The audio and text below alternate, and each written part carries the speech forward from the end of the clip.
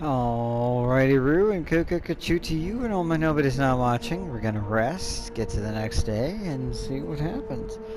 Once more, darkness falls upon the city. You wake up, same as these past few nights, in a windowless room as you pry through the steel reinforced door. You look out the windows, invariably a sky bereft of sunlight. Then it hits you. The hunger. For a moment, you let yourself wonder if there will ever come a night when it's not there. Given what you've learned thus far, you probably have as much chance of kickstarting your heart with jumper cables. In all honesty, you're probably more likely to kickstart your heart with jumper cables than,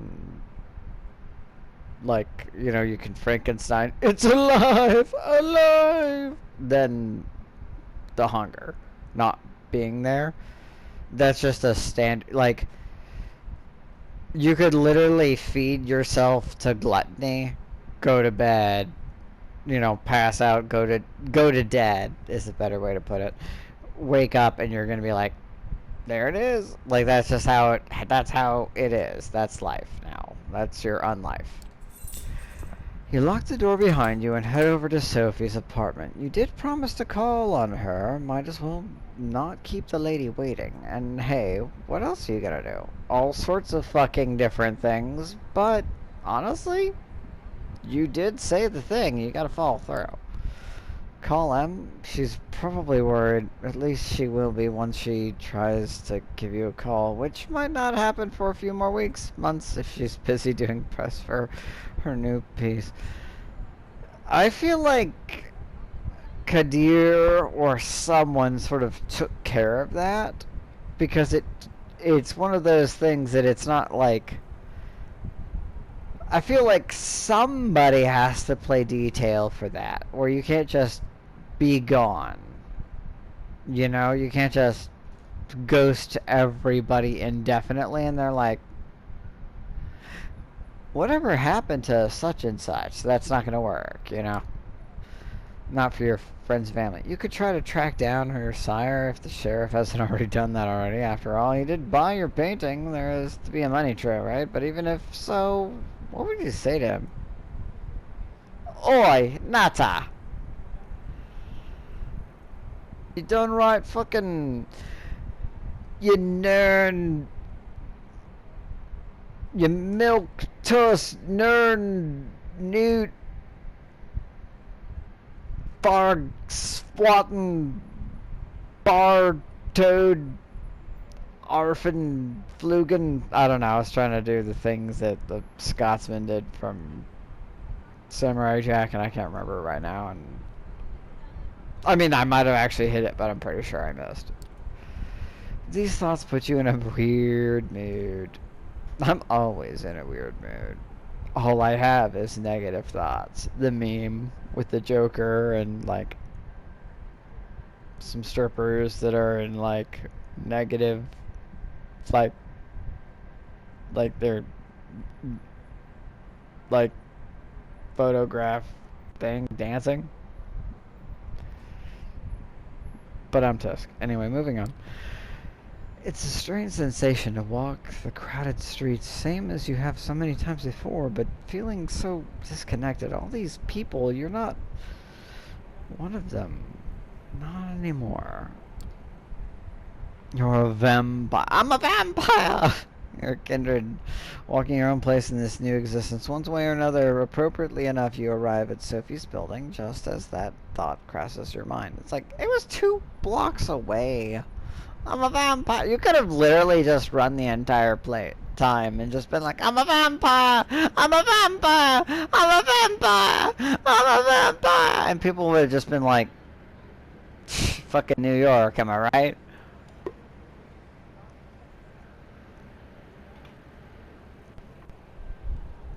Greatest city on earth.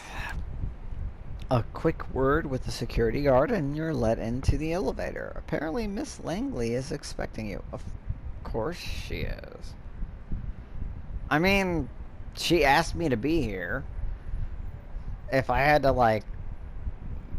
If that weren't the case, I'd be like, well, I tried to get in bye. You know, like, you knock and wait patiently as footsteps on the other side grow closer.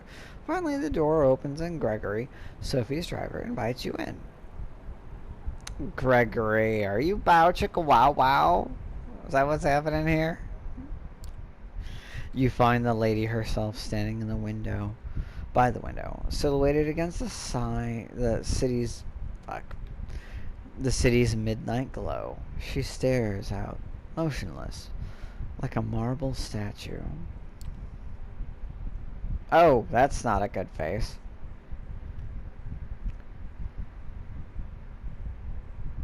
You mad, bruh?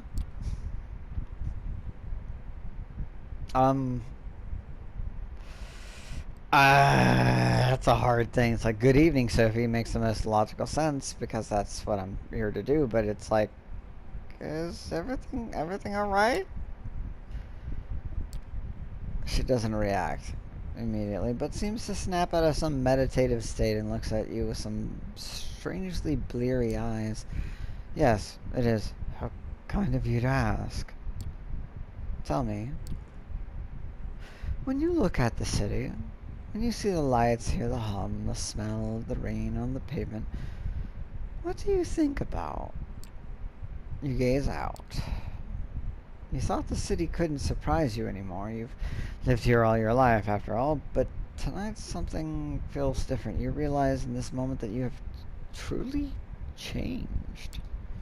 Yes, you know that what Sophie means, the way she gazed out that window and saw the truth beyond. You do the same. The view is fascinating, each detail absorbing every angle, a new experience, the familiar made sublime. When you turn to Sophie again, she smiles at you knowingly. Alright, she knows I'm a fucking toreador. Or at least we acknowledge each other as such. Ah, so you understand. I had my doubts. Perhaps we are of a shared lineage after all. Did she legit not know that I was a toreador? What's your aspects at? Like, for real, I'm pretty confident. With like a low level aspects, you can totally be like, you're this or you're that. You know? Unless you have a high level of something that hides it. Maybe that's not a thing, but it's like, I kind of felt like there's certain clans that hide themselves as other clans because they're not, like, they need to, you know? But in general, I think that clans sort of recognize each other without having to be told. It's like, real recognize real, motherfucker. You see the blood that flows within me is that of the clan Toreador. There are 13 such bloodlines among us. Wait. Fuck. Stop. Among us. Kindred. Though that number has been contested in the past and these nights, it seems nothing is certain anymore. Honestly, no. There's all sorts of, like, there's clans, then there's bloodlines, and then there's, like, these weird little derivatives, and there's offshoots, and all sorts of shit. The clans have gone by many epithets over the years. But they need... But their names over the years, the names used these nights have their roots in medieval times. The original Inquisition, if you can believe it. They use these to categorize us, describe our inherent differences. In time, we adopted them ourselves. Wow. I don't know if that's exactly how that worked. I don't think that's how that worked. I feel like you guys are rewriting shit because it doesn't make any sense that these creatures who have been around since basically Cain and Abel, you know, to some degree, where, you know, if you believe in the Book of Nod and Cainite lore, that the idea is that all vampires are effectively a result of Cain and his curse from God by killing Abel and stuff, then he, spreads his curse to others as a vampire after hanging out with Lilith for a bit. Or not, I don't know. They're weird about it. It doesn't matter. At any rate, Cain is the guy, and then the clans spawn from him, and there's clans that die off and clans that change or become this or that, but he basically creates the curse for each one beyond the actual curse of sun will fuck your shit up. Fire, pretty much the same thing, but not maybe as bad.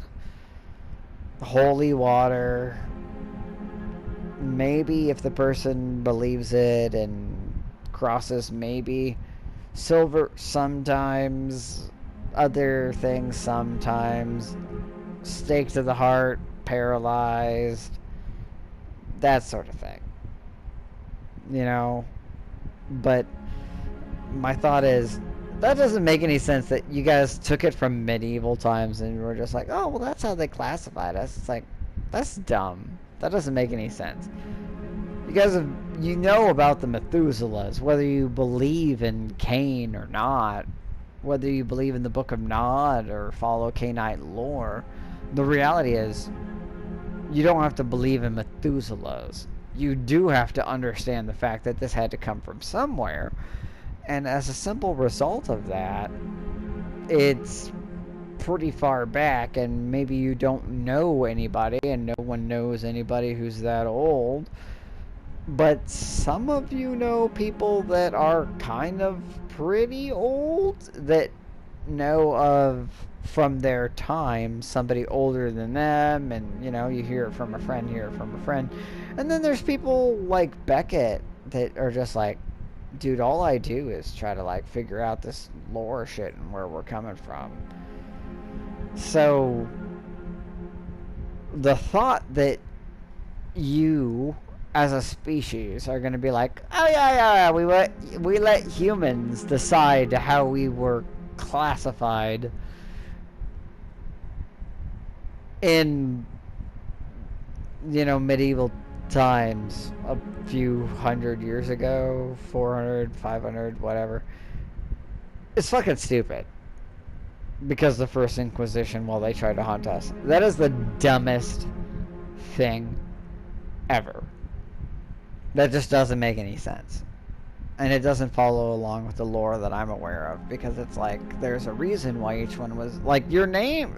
Where did you get the name from? Did they just figure out a name? They just came up with a nickname for you? That's fucking stupid. Shut up.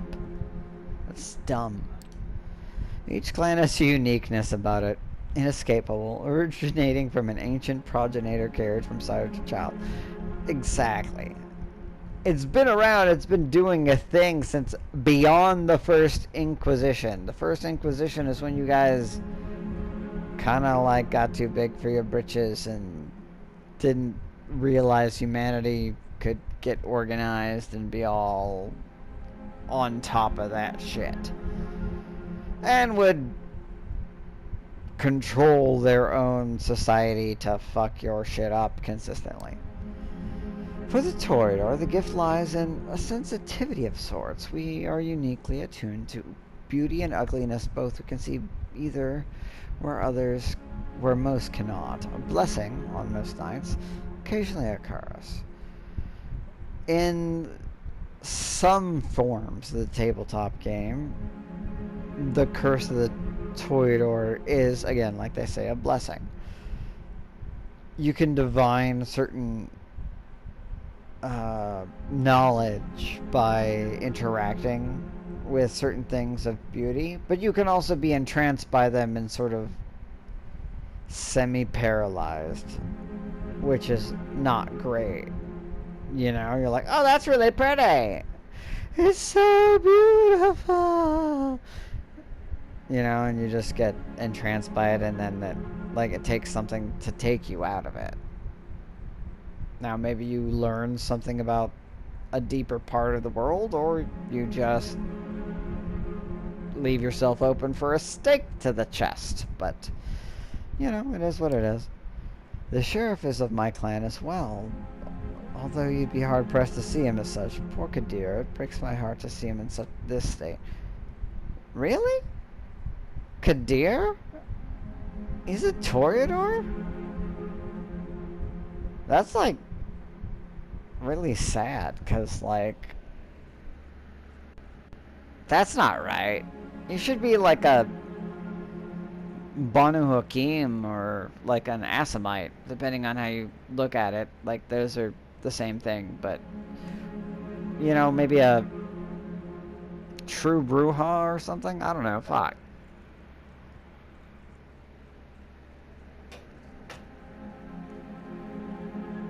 Yeah, no, I don't know. I just don't. I feel like he's more. Whatever, man. Let's just move on. Still, there is a beauty to it as well. Nothing like a good fall from grace. It's like, wow.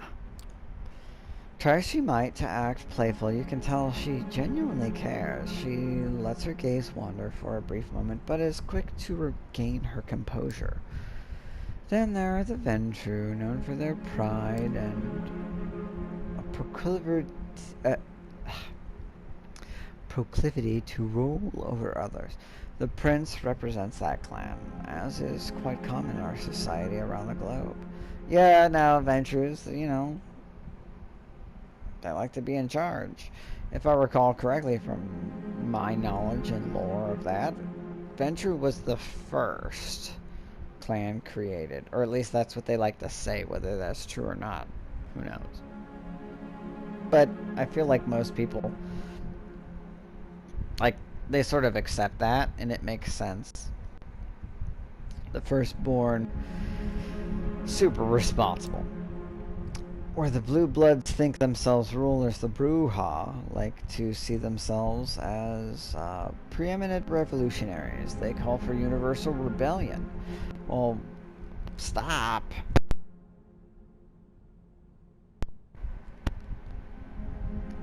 While being to their own temper. And again, there's this whole thing that there's the concept that Bruja and true Bruja are like a different thing. Which goes back to the Middle Ages, but I'm not going to get into that. There's no point into it right now. Although I think true Bruja are interesting, and I'd like to play as one in the sense that they have like a time manipulation thing. They don't have celerity, and they're much more calm. I don't know. We don't discuss the rabble much anymore, not after they largely broken off the Camarilla. To think they were philosophers once, long ago. That's again what I'm referring to. They used to be different. I hope to tell you more about some of the other bloodlines tonight. Well, I mean, how can I tell a kindred's clan? Clans stick together, right? Nah, nobody. Fucking vampires. Except for, like, Ventru? I'm trying to think of clans that stick together. Gangrel. Gangrel stick together. Bruja stick together pretty well. Malkavians, I think that they can't help it. Nosferatu definitely stick together. Toreador, Ventru, not. There's too much infighting.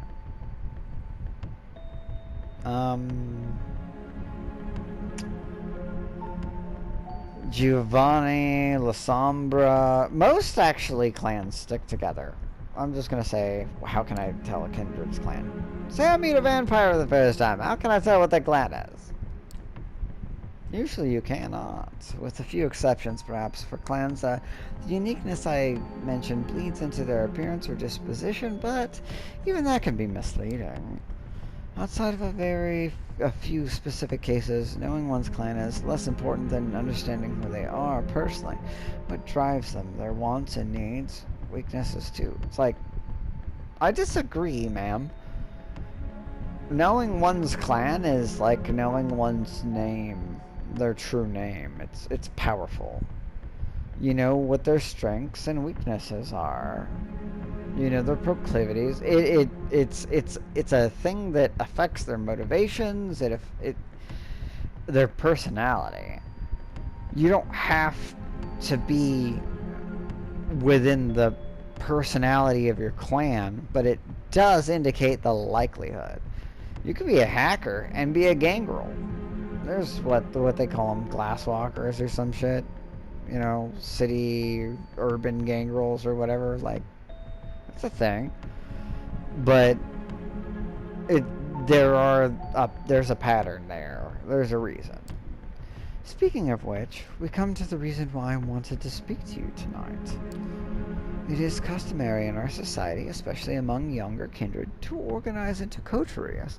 Sometimes these are called by the prince themselves or mandated by a fledgling scion. In our case, you may treat it as more of a strong recommendation. I want you to seek out companions, not only because you need to learn more about our society, but also because it's useful. True friendships are rare among kindred, but having allies, even temporary ones, is something of a necessity these nights. We might be selfish creatures, but we are drawn to each other nonetheless. She's like, what is a friend? I don't remember the last time I had one. Go make some. It's like, okay. Do you have your own coterie? What if I want to go it alone? And now it's like, I'm just gonna play along. I'm just gonna be a good little, you know, where should I look for allies? Any suggestions where I should start looking? I was just about to get to that. She puts on a mysterious smile. That does not comfort me. I spent some of my precious time last night asking around, pondering potential kindred for you to meet up with. I came up with a short list of contacts. Hope you'll appreciate the gesture. Forging a partnership with them might offer perspectives and viewpoints that I cannot provide. Lenses through which to view our kind. They're all members of the Camarilla, of course. More or less.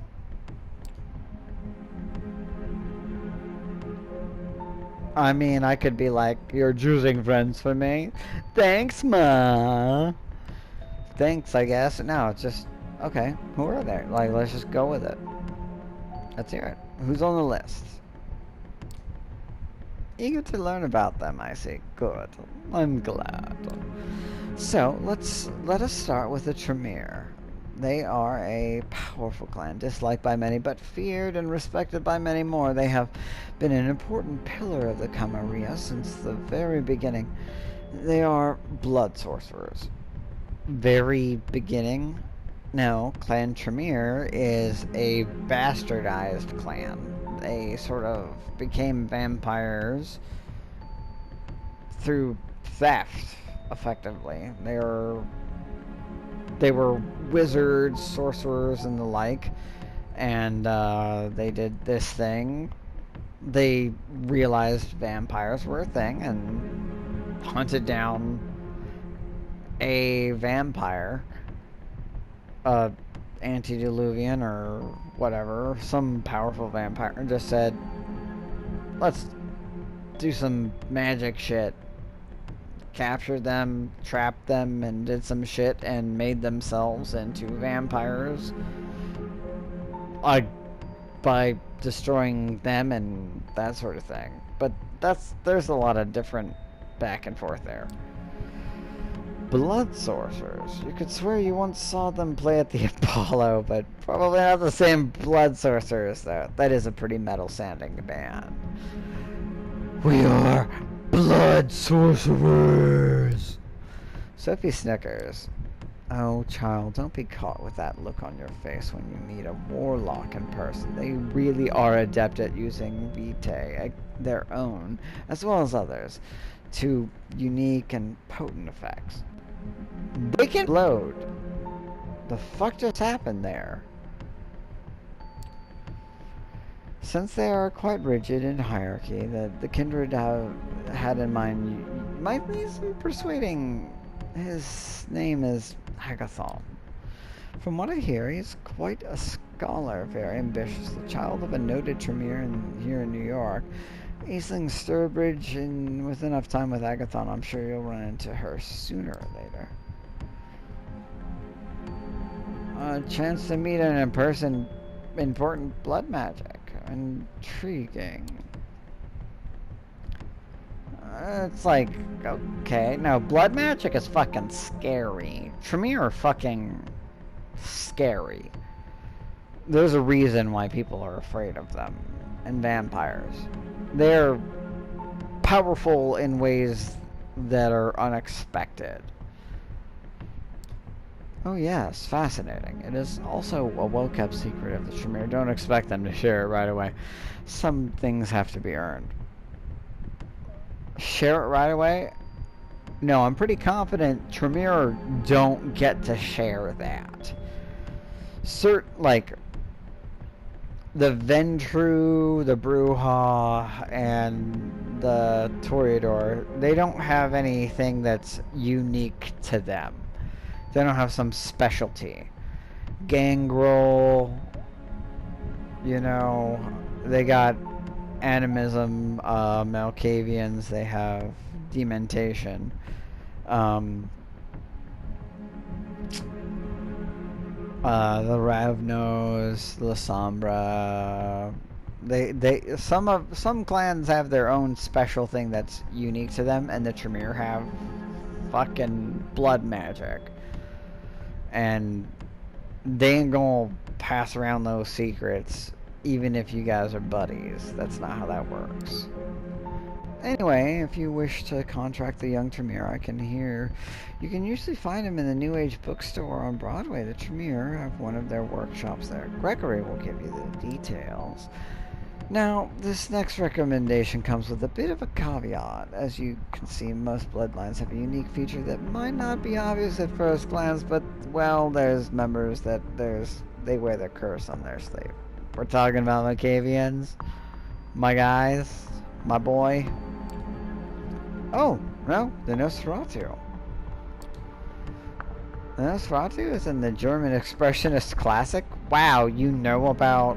I mean, kudos to you for even knowing it. I think I've seen it one time, and I was like, huh. Okay. That's a thing. No wonder they make their havens in sewers, abandoned buildings, and such. Their appearance is hideous and obviously unnatural. Had they walked the streets like other kindred, the kind would have learned of our existence long ago. Yeah, no, simply being witnessed without other things going on is a breach of the masquerade, at least in VtMB. Did she just shudder? It's hard to tell with her usual complexion, but you could swear her skin suddenly shook and took on an even more sickly color. The one I have in mind isn't a big an eyesore as the worst of them, but he has no Adonis either. Still, he has his talents and connections you might find useful. His name is D'Angelo, and has an office, for lack of a better term, in the otherwise abandoned terminal of Red Hook. Fuck, I lost. Right next to one of those Swedish stores. The name escapes me. The one with the awful furniture. IKEA?